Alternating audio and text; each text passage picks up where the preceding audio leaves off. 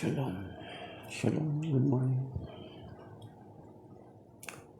Our Catholic Daily Bible readings for today. The first reading is taken from 1 Peter chapter 2 verses 2 and then 2 to 5, then 9 to 12.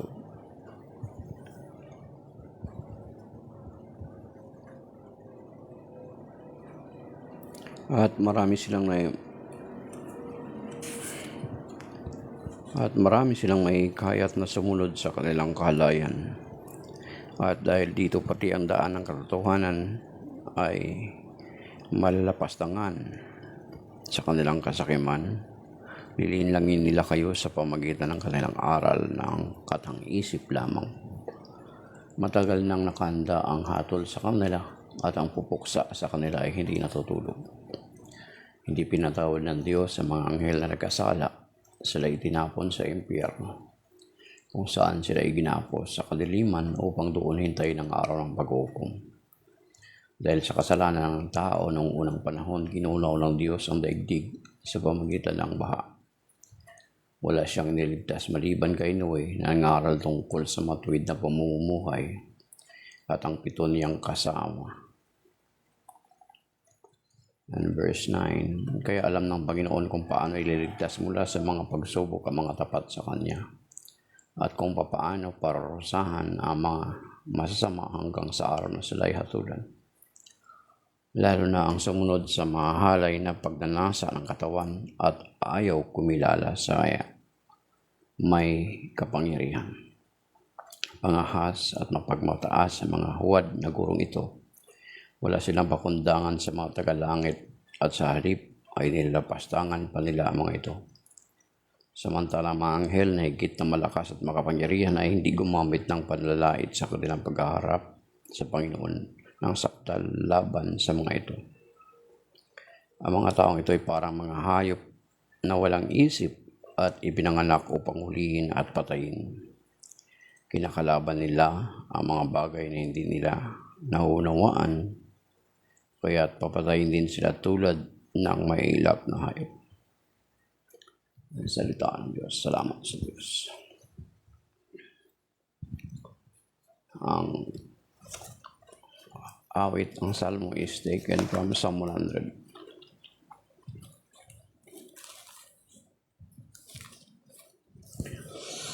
Umawit sa kagalakan ang lahat ng mga bansa, si Yahweh papurihan paglingkuran siyang pusa. Lumapit sa presensya niya at umawit na may tuwa.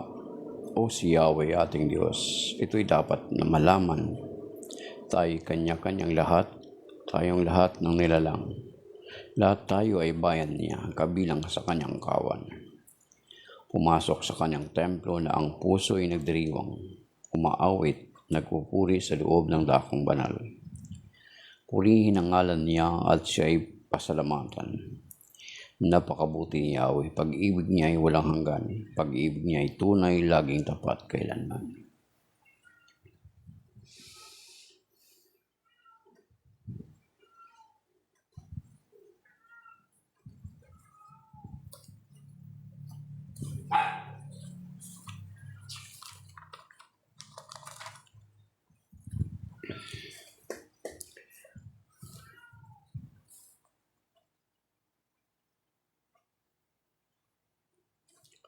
Alleluia, alleluia. Ako ang ilaw ng sanlibutan na sumusunod sa akin, magkakaroon ng ilaw sa kanyang buhay at dinadalakan sa kadiliman. Alleluia, alleluia. The Gospel of the Lord is taken from the Gospel according to St. Mark chapter 10, verses 46 to 52. Glory to you, Lord.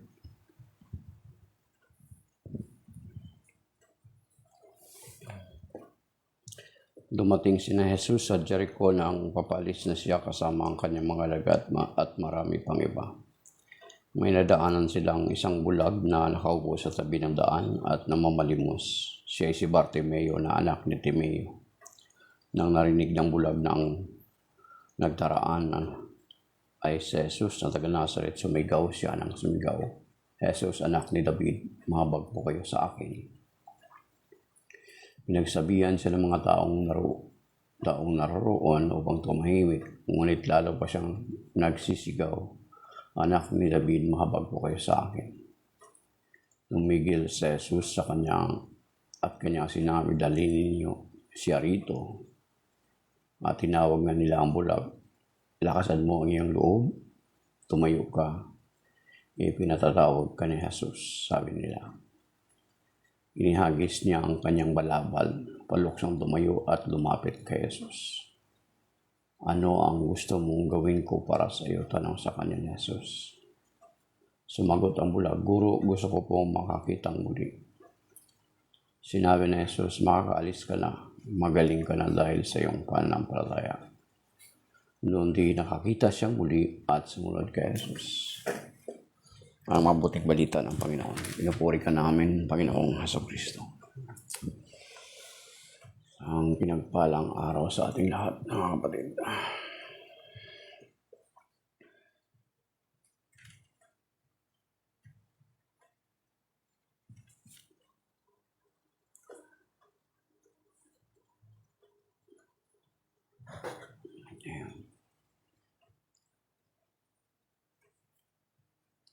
So, ang first reading ngayon ay nagpapaalala sa atin or nare-remind tayo ng salita ng Diyos. Hindi ito nananakot, pero bagkus ito ay nagpapaalala sa atin.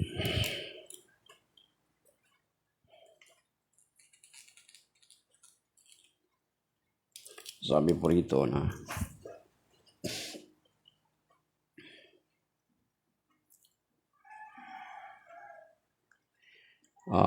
sabi dito, noong una sa verse 1, kung umpisa natin, bakit ganun na sinabi ito sa verse 2, 1 Peter chapter 2, verse 2. Noong una may mga huwad ng propetang lumitaw sa Israel.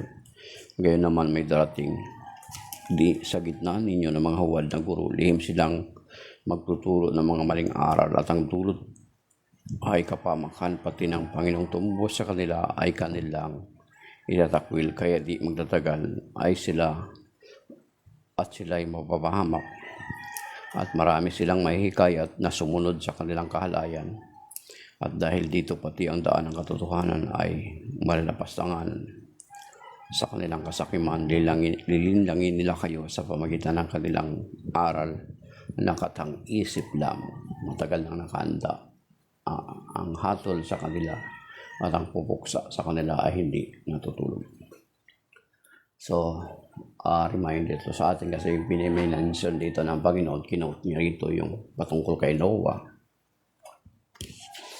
And then yung patungkol sa demonyo, hindi pinatawad ng Diyos mga ngayon na nagkasala. Sila itinapon sa impyerno, kung saan sila iginapos sa kadiliman upang hintayin doon ang araw ng paghukom. Then sa verse 5, dahil sa kasalanan ng tao noong unang panahon, ginunaw ng Diyos ang daigdig sa pamagitan ng baha. Wala siyang niligtas maliban kay Noe na nangaral tungkol sa matuwid na pamumuhay at ang 7 niyang kasama. So, medyo mabigat ang kwento sapagkat parang binabalik alaala ng banal na kasulatan dito sa sulat ni San Pedro na yung nangyari noong unang panahon. Actually, ang gusto naman yung panahon na yun ay gusto naman iligtas ng Diyos yung mga tao. Kaya nangangaral si Noe noon.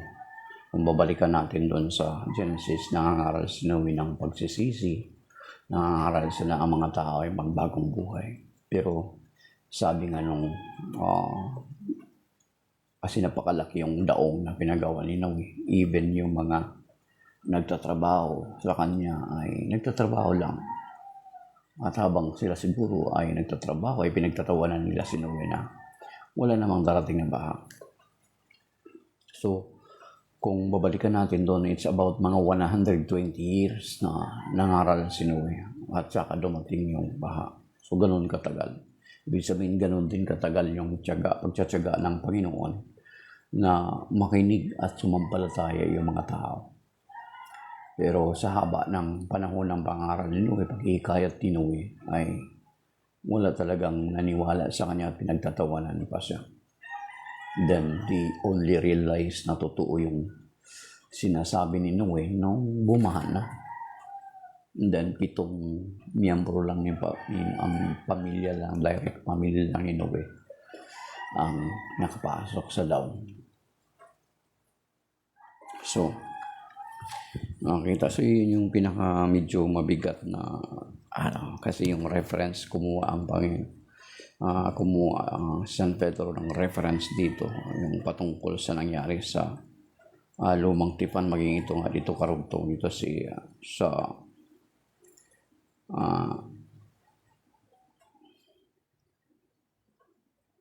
sa verse 5, dahil sa kasalanan ng tao, noong unang panahon, ginunaw na Diyos ng daigdig sa pamamagitan ng baha, wala siyang niligtas maliban kayo na nangaral tungkol sa matuwid na pamumuhay.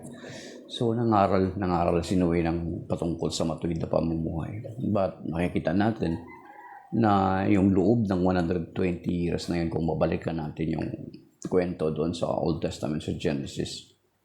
So, ibig sabihin sa haba ng panahon na yun, wala nakinig sa kanya. So, ganun.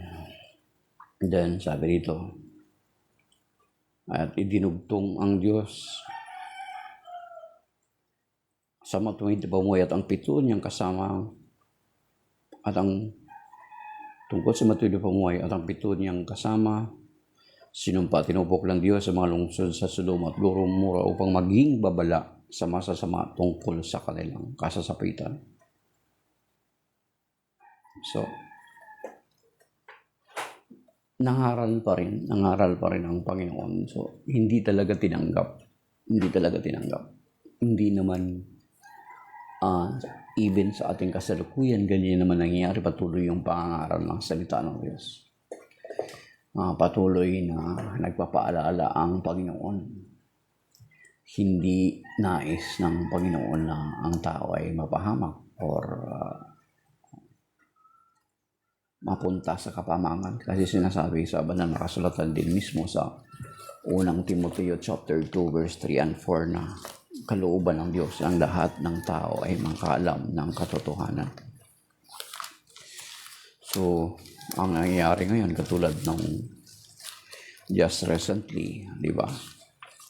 Parang repetition lang ng kasaysayan itong binanggit dito sa San Pedro, yung reference ng banal na kasulatan, yung nangyari sa panahon ni Noe, and then yung sa Sodoma at Gomorra, which is sa kasalukuyan sa panahon natin ngayon ay tila nauulit lang.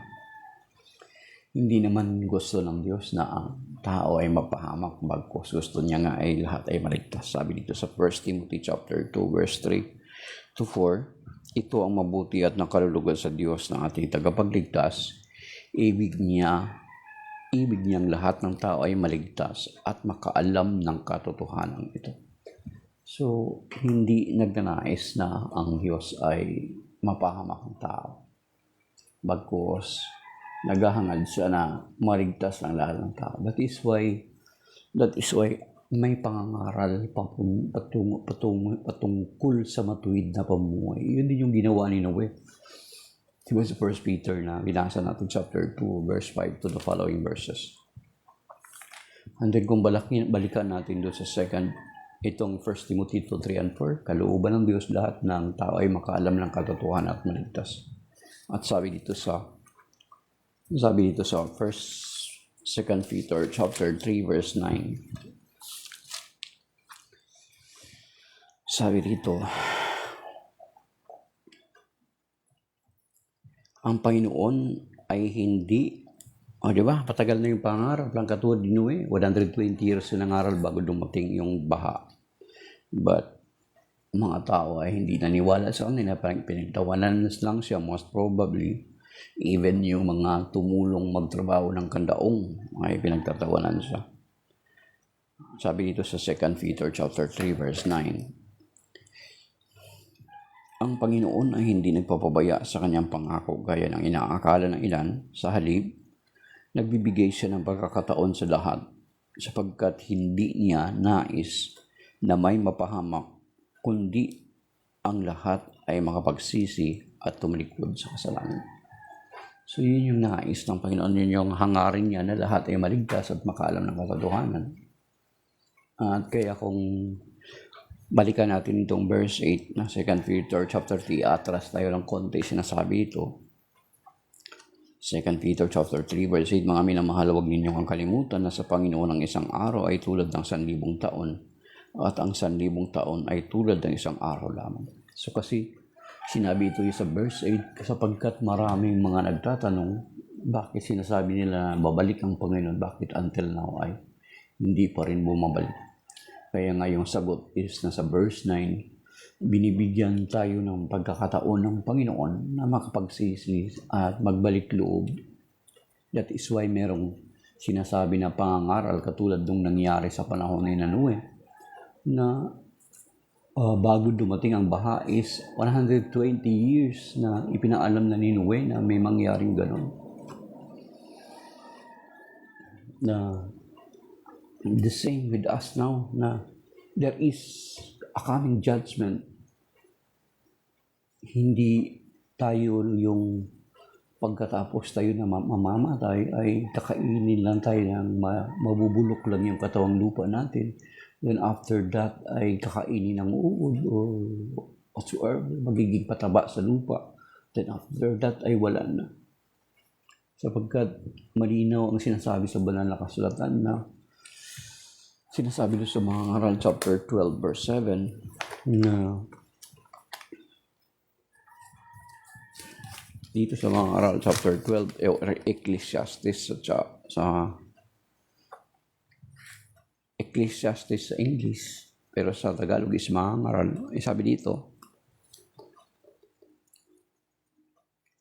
I am quoting this other cross parallel na tawag na related doon sa ating first reading. Sabi dito, alalahanin mo siya bago manumbalik sa alabok ang ating katawang lupa at ang ating espiritu or hininga dito sa term dito pero sa ibang translation is ating espiritu ay magbalik sa Diyos na may bigay nito.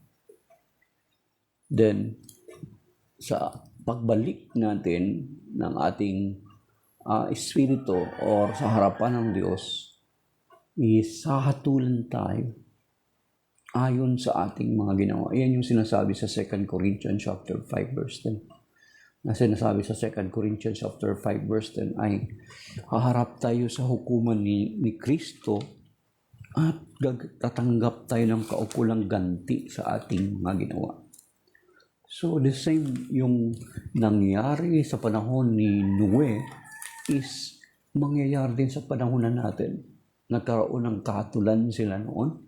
Sa atin, magkakaroon din tayo ng kahatulan. Sabi nga dito sa binasa natin sa first reading, ang Panginoon ay hindi natutulog.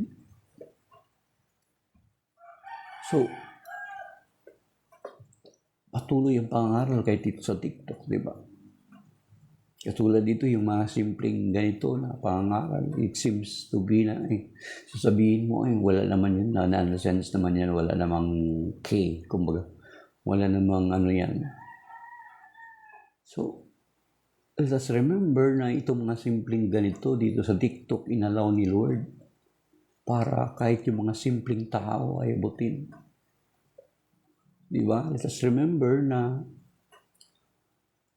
noong nag-reveal si Lord ng kanyang sarili na nagkatawang tao siya, sino ba yung kanyang unang mga pinapahayagan? Sino ba yung unang mga nakarating sa site ng kanyang kapanganakan? Diba mga pastol? Mababaho ang kanilang testimonya daw ayon sa mga nag-aaral ay hindi tinatanggap o hindi pinapaniwalaan sa korte. So, yung mga ganitong paraan na parang it seems to be for us is parang walang kwenta, walang kabuluhan, is parang araw ay magiging reference ito sa panahon ng ating kahatulan. Yun yung sinasabi sa first reading ngayon na nakaabang na yung maghahatol sa atin, hindi natutulog yung hahatol sa atin. So habang binibigyan, kaya pala until now na sinasabi natin matagal na nating pinapahayag na ang Panginoon ay muling babalik. As a matter of fact, every now and then. Yan ay patuloy nating pinoprofess sa ating creed. Di ba? Sa Apostles' Creed, na babalik ang Panginoon. And then dun sa memorial acclamation natin, si Kristo'y namatay, si Kristo'y nabuhay, si Kristo'y babalik sa wakas ng panahon. So patuloy nating pinoprofess yan. At dito, natural, balikan natin yung 1 Peter chapter 2, balikan natin sapagkat titingnan natin kung tayo ba sa Catholic Church ay makakwalify dito or makakasama dito. Sabi dito,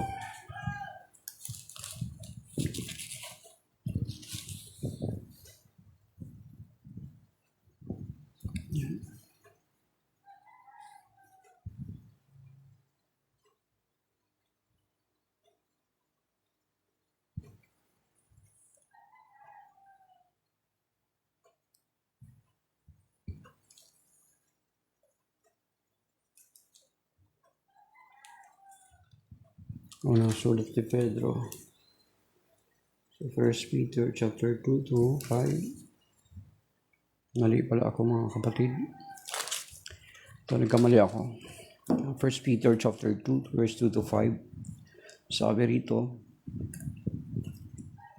tulad ng batong buhay, maging bahagi tayo ng isang templong espiritual bilang mga paring itinalaga para sa Diyos.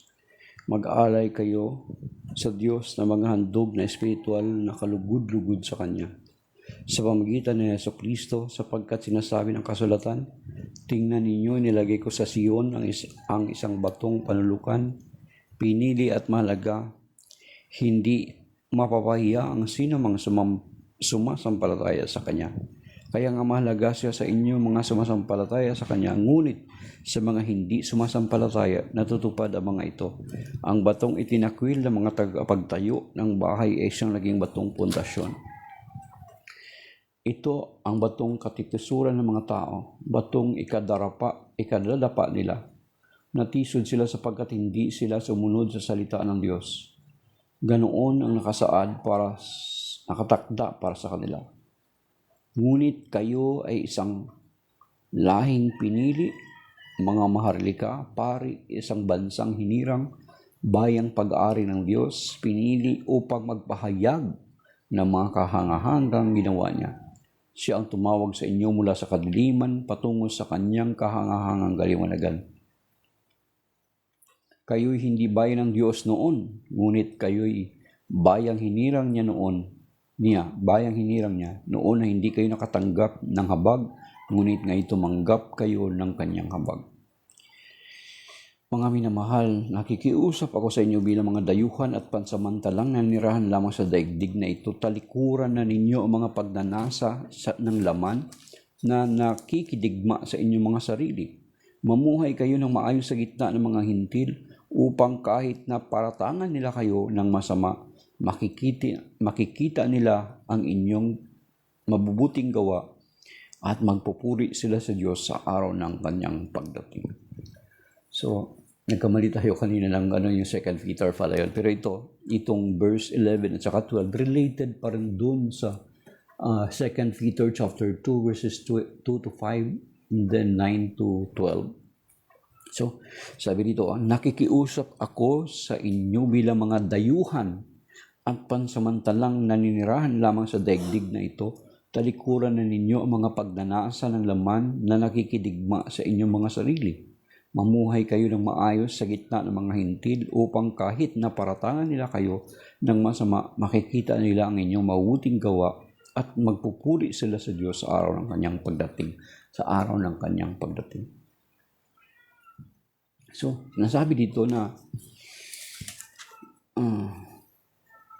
let's focus on this kasi yung sa rejection about to sa based dun sa Psalm 118 yung batong itinakwil na tumutukoy sa ating Panginoong Jesucristo. At sinasabi dito sa verse 5 na parang magiging part tayo ng spiritual temple, mga bato na pinag-uugnay-ugnay. Pero I'd like to continue yung sharing ko dun kanina doon sa nagkamali nating binasa is itong verse 11. Mga minamahal, nakikiusap ako sa bilang mga dayuhan at pansamantala lamang sa daigdig nito. We are just pilgrims here on earth. Hindi tayo pansamantala. Kahit mabuhay ka pa ng 120, ay mamamatay pa rin tayo. At sabi ko nga kanina, harap tayo sa hukuman ng Panginoon at tanggap tayo ng kaukulang ganti. Ang sinasabi sa 2 Corinthians chapter 5 verse 10. And then sa Matthew 25:31 to 46. Harap tayo doon, hatulan tayo ng Panginoon ayon sa ating mga ginawa. Ang sabi dito, nakikiusap bilang mga dayuhan. We are just pilgrims here on earth. At sinasabi doon sinabi ko nga kanina, mga ngaral chapter 12 verse 7, alalahan mo siya bago manumbalik sa lupa ang iyong katawang lupa at ang iyong espiritu ay magbalik sa may bigay nito. So, even sa King David, sa prayer ni King David doon sa 2 Chronicles chapter 29 verse 14, basahin natin yung sinabi ni King David sa 1 Chronicle chapter 29 verse 15. Ito sabi sa prayer ni King David. Sabi niya, tulad ng aming mga ninuno, kami mga dayuhan at naglalakbay lamang. Ang buhay namin sa daigdig nito ay parang anino at pansamantala lamang. So, ang buhay natin, pansamantala lang sa daigdig nito, hindi tayo pamalagian. Kaya nakikiusap o pinagsasabihan tayo dito, pinapaalalahanan tayo dito na mamuhay tayo. Nakikiusap ako sa inyo bilang mga dayuhan at pansamantalang naninirahan lamang sa daigdig nito, talikuran na ninyo ang pagdanasa ng laman. Ano ba yung mga pagdanasa ng laman? The lust of the flesh. Di ba? Most of the time, lalo na ngayon, ay pinupos ngayon. Approved na sa Congress, itatransmit na lang sa Senate yung divorce law. Di ba? Actually, yung pinaka-primary reason ng mga separation or kaguluhan sa pamilya is because of the lust of the flesh. It's either yung lalaki ay nagtaksil sa kanyang asawa because of the lust of the flesh. So, yun sinasabi ngayon ni San Pedro na bilang mga dayuhan at pansamantalang nanirahan lamang sa daigdig niyo, talikuran na ninyo ang mga pagdanasa ng laman. So, yung mga pagdanasa ng laman. Pansamantala lamang tayo dito sa daigdig na ito. Yung sinasabi sa 1 Chronicle chapter 29 verse 14. Sabi ni King David sa kanyang prayer, katulad ng aming mga ninuno, kami mga dayuhan at naglalakbay lamang. Ang buhay namin sa daigdig nito ay parang anino at pansamantala lamang. So you see, pansamantala lang. Hindi tayo pamalagian dito. Then sabi doon sa Philippians chapter 3 verse 20, buksan niyo po doon sa Philippians chapter 3. Ganon din ang sinasabi ni St. Paul doon sa Philippians chapter 3 verse 20 na kung saan yun din yung binanggit ni King David sa kanyang panalangin. Sabi dito sa Philippians chapter 3 verse 20, subalit sa kabilang dako, tayo ay mga mamamayan ng langit. Tayo ay mga mamamayan ng langit. Mula rooy, hinihintay nating may pananabik ang Panginoong Jesucristo, ang ating tagapagligtas. So you see, ang langit ang ating tunay na tahanan, hindi itong daigdig na ito, pansamantala lamang tayo. That is why St. Peter is reminding us na itakwil na natin ang mga pagdanasa ng ating mga laman. Yung gusto ng ating laman.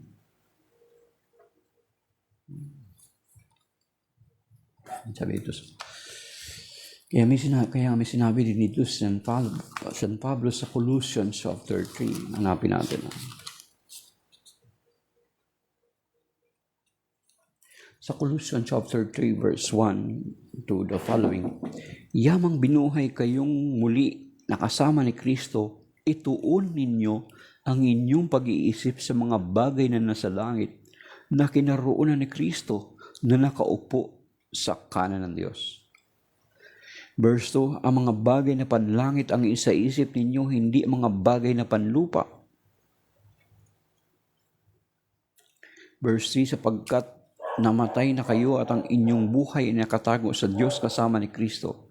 Si Kristo ang inyong buhay at kapag siya ay nahayag, na mahayag din kayong kasama niya at makakahati sa kanyang kalwalatian. So, see, we're just temporary and our life is in the Lord.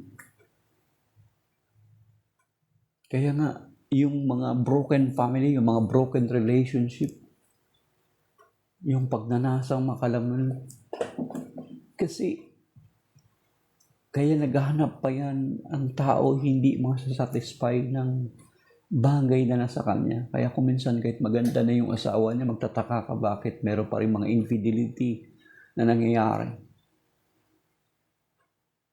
So, divorce, i-divorce yung asawa. Then, kung na-divorce niya yung una niyang asawa because yung lust of the flesh, do you think yung ikalawang asawa niya hindi niya ma-i-divorce ulit? Diba? Sabi ko anong kahapon is, dati nung pinangasawa mo is Coca-Cola body, nung nag-mag-asawa na kayo, naging cook-in-can. Cook-in-can. Hindi na Coca-Cola bottle style body. So, divorce na naman.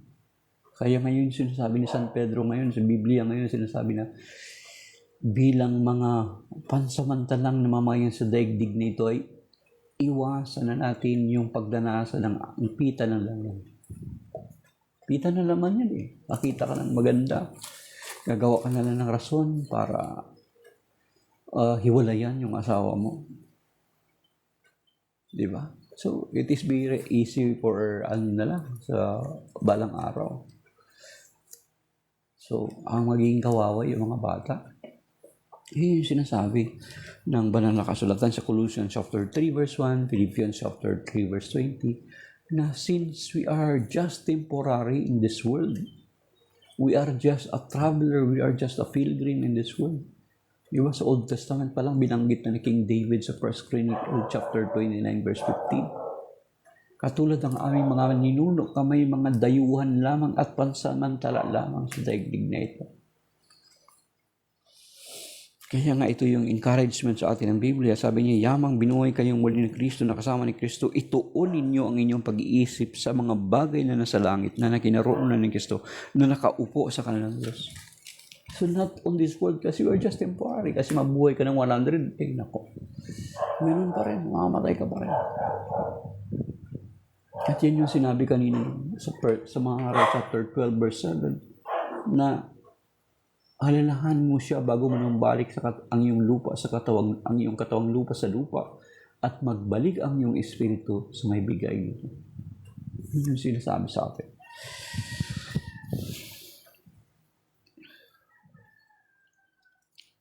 So nabanggit doon natin kanina na yung doon sa una, sa 2 Peter chapter 2, na yun nakamali natin binasa, na nabanggit din natin yung sa 2 Peter chapter 3 verse 8 to 9. Pansamantala lamang tayo. At naghihintay tayo sa ating Panginoong Kristo.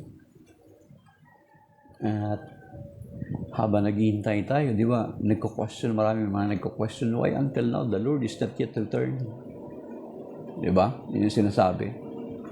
Yun yung sinagot ng Panginoon doon sa 2 Peter chapter 3 verse 9. Binibigyan niya pa tayo ng pagkakataon na makapagsisi at magbalik loob sapagkat hindi niya nais na tayo ay mapahamak. Yung sa 2 Peter chapter 3 verse 9. Sapagkat ang isa sa rason is because the Lord, sinabi doon sa 1 Timothy chapter 2 verse 3 and 4, na gusto niya ang lahat ng tao ay makaligtas at makaalam ng katotohanan.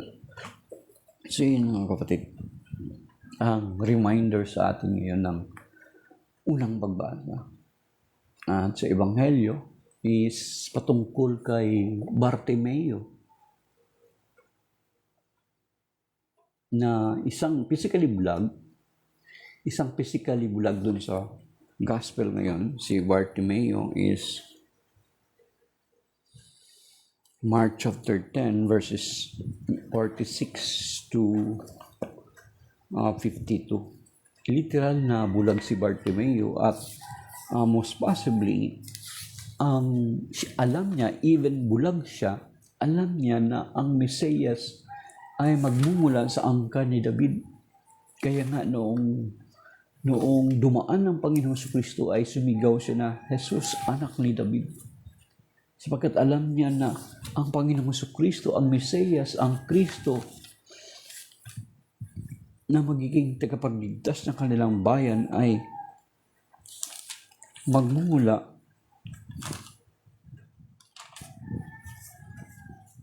46 to 52 ay magmumula sa angkan ni David. So, literal na bulag itong si Bartimeo and he desired to see again.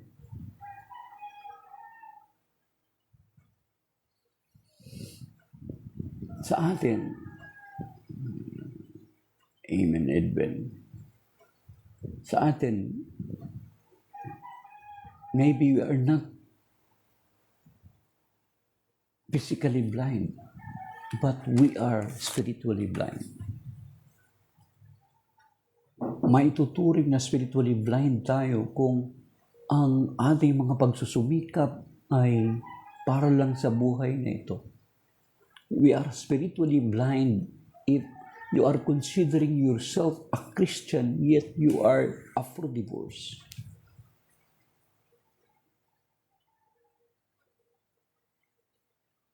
Whether you will accept or we will accept that or not, that is true. So like Bartimeo, dito sa Gospel sa Mark chapter 10 verses 46 to 52, are we desiring katulad ni Bartimeo na makakita?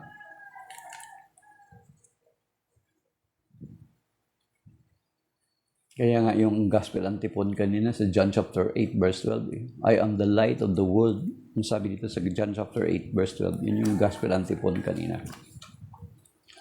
Si Bartimeo sa kanyang kabulagan ay nangangahangad siyang makakita. Sa ating spiritual na kabulagan, hindi nga tayo physically blind, but most of us, many of us, once na sinusunod hindi natin pinapalagahan ng mga bagay na makalangit,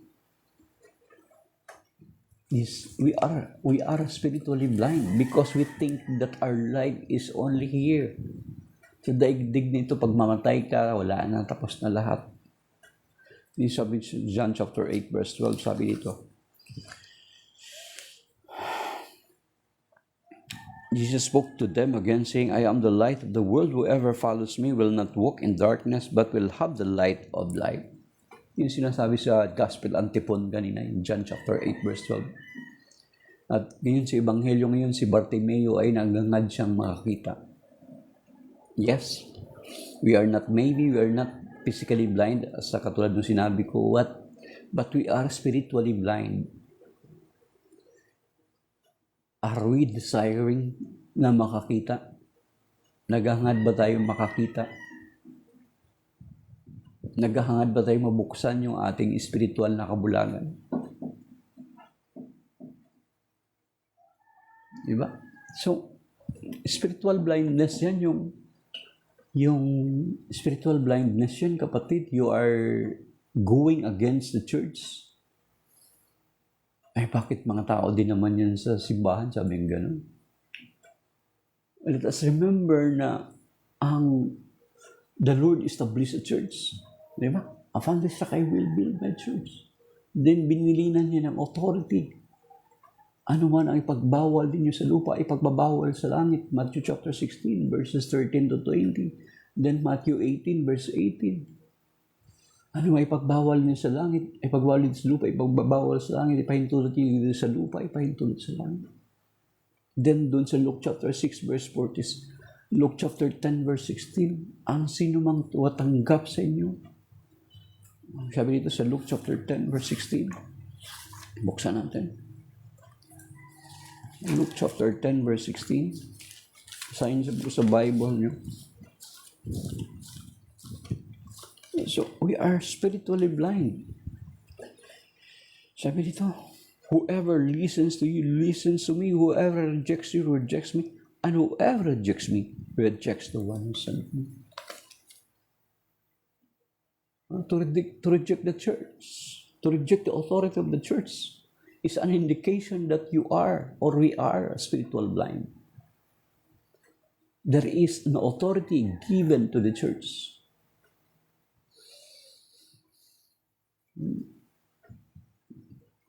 So,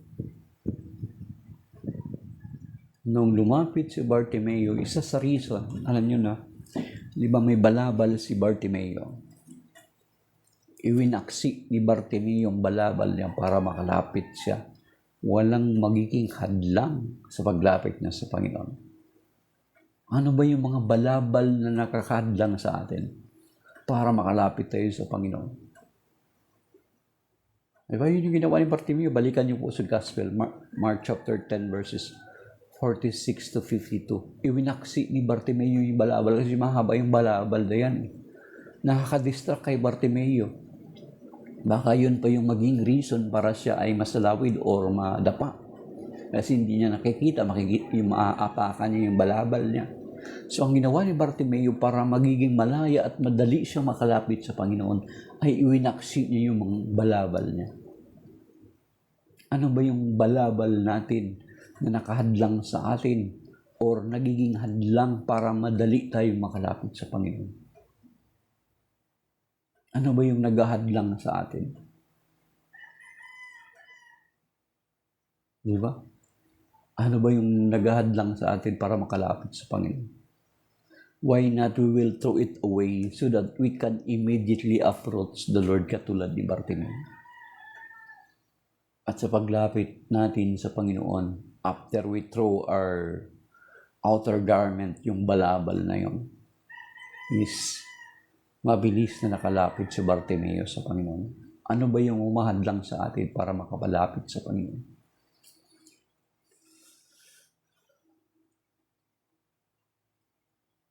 Why, kung sa tingin natin ay, of course, as human, in our own way, hindi natin magawa yun. Then why not let us surrender it to the Lord? Lord, in my own way, sa kaparaanan ko, Panginoon, katulad ng my way, I did it my way. Sa kaparaanan ko, Panginoon, hindi ko kayang itakwil ito yung kasalukuyan, mga bagay na naghahadlang sa akin para makalapit sa iyo. Maybe bisyo, maybe kasalanan, maybe yun yung mga naghahadlang sa iyo para makalapit ka sa Panginoon. Then why not throw it away? Lord, di ko po kaya sa sariling kong kaparaanan lang. Help me, Lord God. Yun yung humahadlang sa atin. Kung ano man yung mga humahadlang sa atin, let us throw it away and approach the Lord. Lord, help me. Hindi ko kaya in my own way, in my own strength. I can do it alone, O God. Help me to throw it away so that I can approach you without any distraction, any obstruction.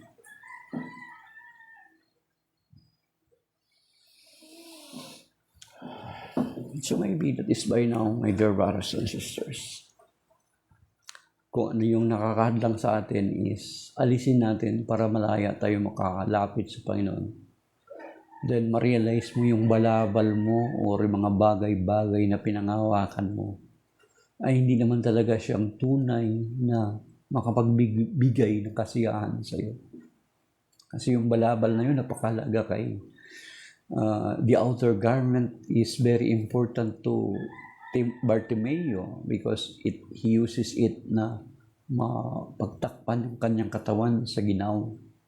Ano ba yung mga bagay-bagay na pinanghahawakan natin sa ating buhay na inaasahan natin na tila baga na kung wala ito ay parang hindi tayo mabubuhay. Baga, it seems it is very important for us. Pero kaya ba natin yan itakwil, i-set aside for the sake of the Lord? Or sabihin na natin, dito na ako Lord sa balabal ko, dito na ako sa pinanghahawakan ko, ayoko sa iyo. So, it is for us to choose kung yung pinanghahawakan ba natin is panutuloy nating panghahawakan na nagiging hadlang para sa paglapit natin sa Panginoon, or let us throw it away, or let us set it aside and approach the Lord kapalit ng Panginoon. Yan mga kapatid, yan yung hamon sa atin yan. Katulad ng si Ebanghelyo na si Bartimeo ay sinet aside niya yung pinanghahawakan niyang balabal. Ano yung mga bagay na pinanghahawakan natin ngayon na nagiging hadlang para makalapit tayo sa Panginoon? Why we will not set it aside kapalit sa Panginoon? Kasi yung akala natin, mga pinanghahawakan natin ang siyang totoong makabigay sa atin ng kasayang. Pero when in fact, it is not, mga kapatid. Only the Lord can satisfy the longing, the deepest recesses of our heart. Only the Lord can give us the real happiness that we are looking for. Only the Lord. Kaya nga si San Agustin, sabi niya, my life is restless until it find rest in Thee, O Lord. So maybe that is by now, my dear brothers and sisters. So shalom, and may God bless us all. Thank you to those who join, like, and follow. May God bless us.